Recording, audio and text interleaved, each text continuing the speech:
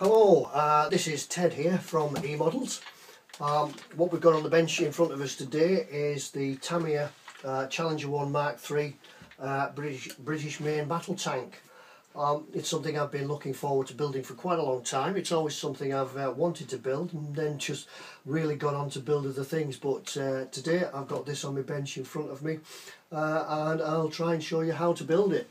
What I'm planning to do is try and show you in a stage where, if you're returning to modelling for after a period of being away, if you're brand new to modelling even, or if this is the first tank you've ever built and wanted some ideas and wanted to see somebody build one for you.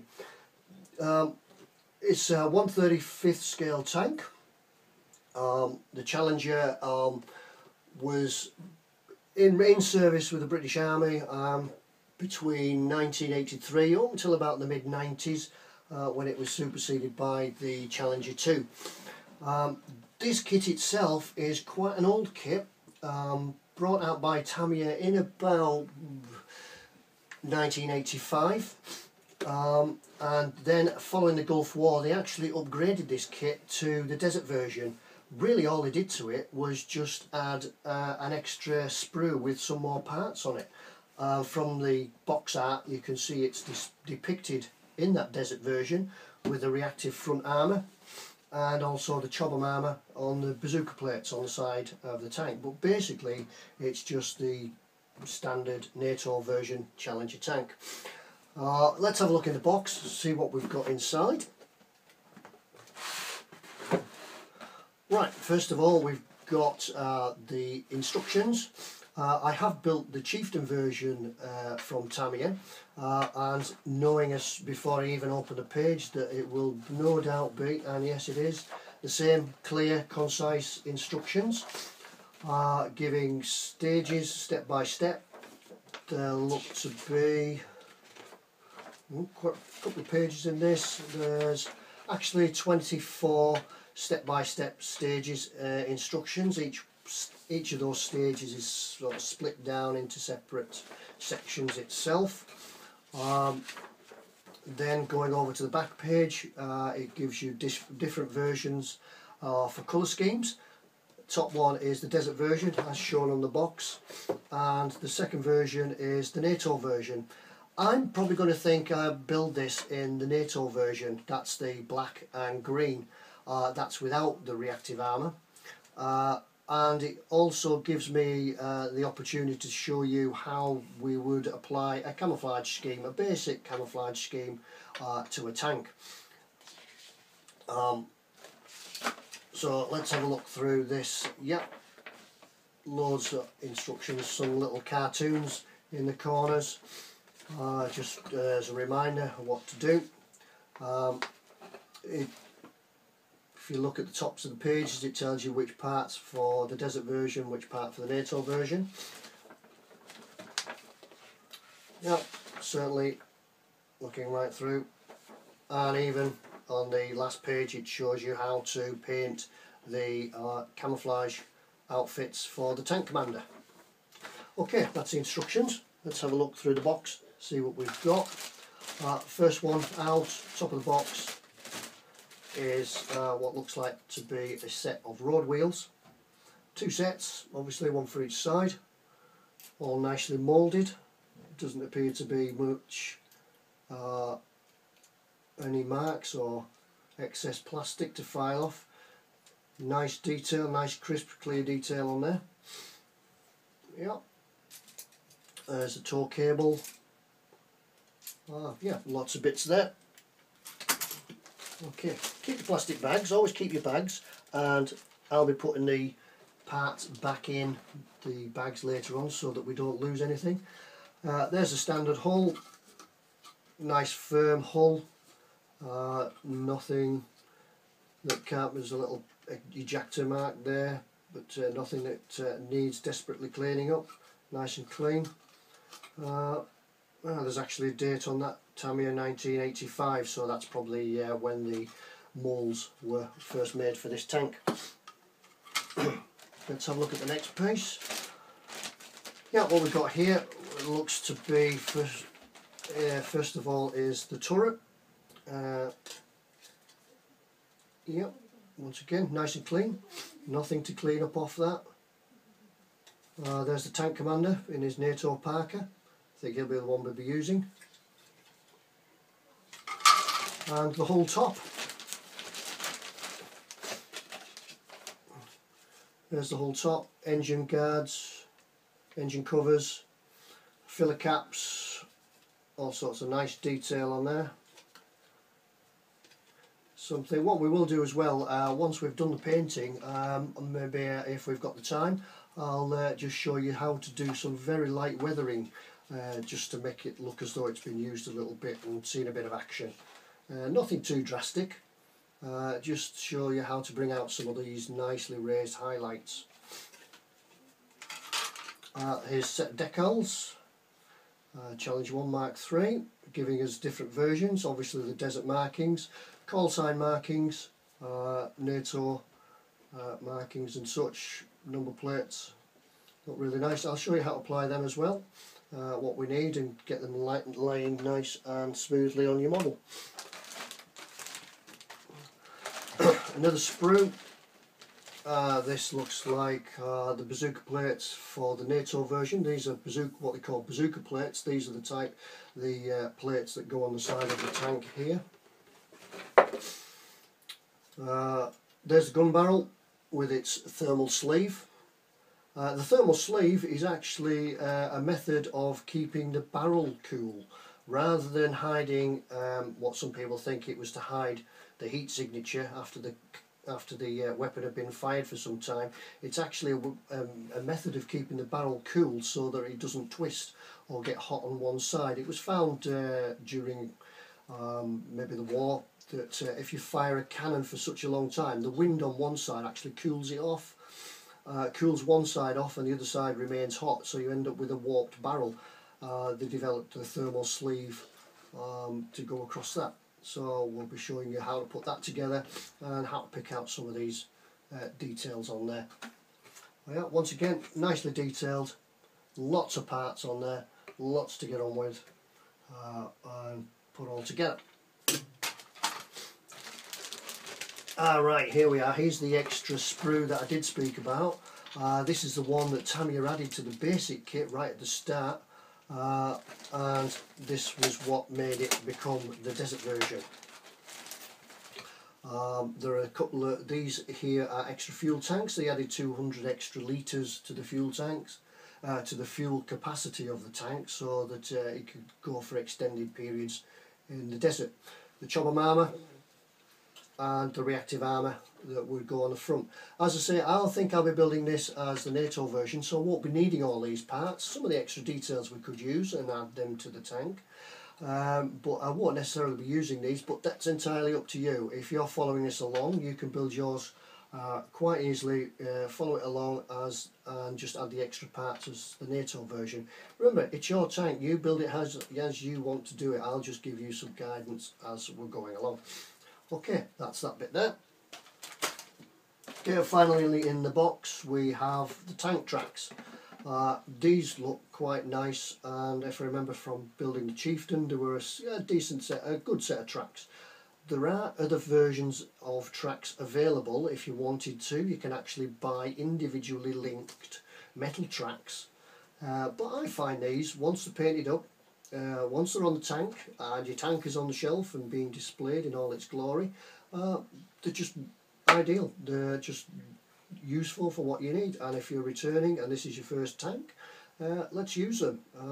There's no ejector marks or anything in there. Nice clean set of tank tracks. That's all there is in here. And what I'm going to do now is probably take it downstairs, take it in the kitchen, and all these parts, all these plastic parts, I'll give them a scrub, get some warm soapy water, a toothbrush, and wash them. What you'll find when these parts were ejected from the moulds in the factory, they have a very light, you probably can't even feel it. Some companies are a little bit heavier than others, but they do have a very light oil film across them, just to help with the ejection from the moulds. If you take some hot water, some soapy water, and give the parts a rub. It will help, first of all, help you glue it together, and then when you come to apply the paint goes on a lot easier. As I said before, try and keep your parts in the plastic bags when you're not cutting parts from the sprues. That way some of them are held on really lightly. If anything falls off, it's going to fall in the bag, and the carpet monster isn't going to eat them and you'll never see them again. That's that. So, as I say, I'll be taking it down, giving it a wash, and then tonight I shall be spending a good few hours having a look through the instructions, making myself getting acquainted with how it goes together, what parts to start with, where the parts are on the sprues, try and identify where the parts are, and then we'll put it together. Simple as that. What we will need when we put it together, we'll put it together and then we'll decide to paint it. What I'm going to try and use in this case is some of the Tamiya paints, really nice acrylic paints, easy to apply either by brush or an airbrush. I'll also use some Vallejo acrylic paints as well. All these paints are mixable with water, so if you need to thin them down for any reason, nice, clean, doesn't fill the house with thinners, fumes from thinners.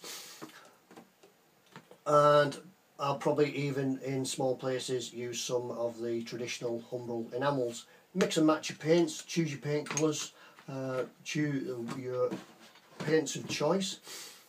It'll go together with liquid poly. This is a liquid poly in a bottle. You've probably seen poly cement coming available in tubes as well. I don't particularly like the tubes myself. I find that they're okay for large areas, but they're not really precise. The way I do it is use a liquid poly. This one from Humbrol actually comes with a brush inside it. I don't particularly like that brush, so I'll use a thin paint brush. In fact, do I have mine here somewhere? Yep, here it is. This is what I do with my poly. Get a board and stick it on the board with some plasticine or blue tack, because you will guarantee you'll be halfway through your build, you'll come to get some paint out and over it'll go. Put it on the board, plasticine on it, you can even stick your brush on it, and it's a little bit less chance of getting knocked over. Once again, there's loads of different Humbrol, different liquid polys around. All it does is actually just melts the plastic together and becomes one. So that's what makes the strength. Super glues. We probably won't need any super glue in this kit. Some of the kits you can buy will have photo etch or brass parts in them, and you'll need a super glue to put it together. We're not likely to use that in this one. Decal Fix, probably going to use some of this. I'll show you how to use it when we come to fix the decals and the markings on the tank. We'll talk about that in a further video. And clear gloss varnish. This is going to help apply those decals, and once again when we get to the stage we'll show you the uses for that. Other than that, you're going to need a decent craft knife. There's lots of versions available. There's the X-Acto craft knife, that sort of style. My weapon of choice is actually the Swan Morton scalpel. It's got a replaceable blade. Really nice, really fits in the hand well. Nice and sharp, in fact dangerously sharp, and really cuts out some parts and is a really useful tool.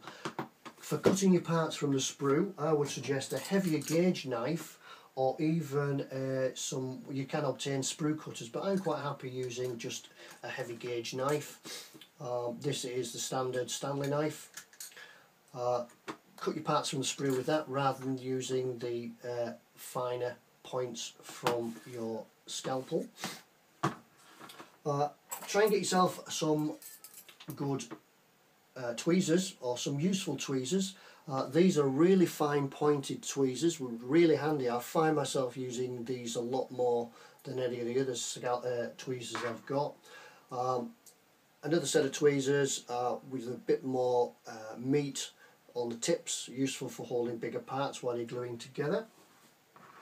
You'll also find it handy to get yourself a set of files, tiny files, lots of different sizes, handy for filing parts down, filing off excess plastic from pieces, trimming off where necessary. However, if you haven't got those, don't need to go out and buy those straight away. You can actually just nip down to the hardware store, buy yourself some wet and dry, or a packet of wet and dry emery paper, and you can actually make your own files just using some lolly sticks, a bit of glue, cut some of the emery paper off and glue it on, and it'll last you for ages. Brilliant to start with, does just the same job as the metal files. Saves you a few quid just to get yourself going, and build it up from there. What else are we going to need? Well, we may need a little bit of filler. This is a what they call Squadron product. It's a green putty, ideal, fairly quick drying. Any gaps or holes that need filling up, a little bit of that put in, and then file it off with your files, back down, and you're good to go. One thing I did forget to mention is when we've done the model, we've put it all together, we're going to need to undercoat it. When I was a kid, I just used to get my little tins of Humbrol out and just splash the paint on.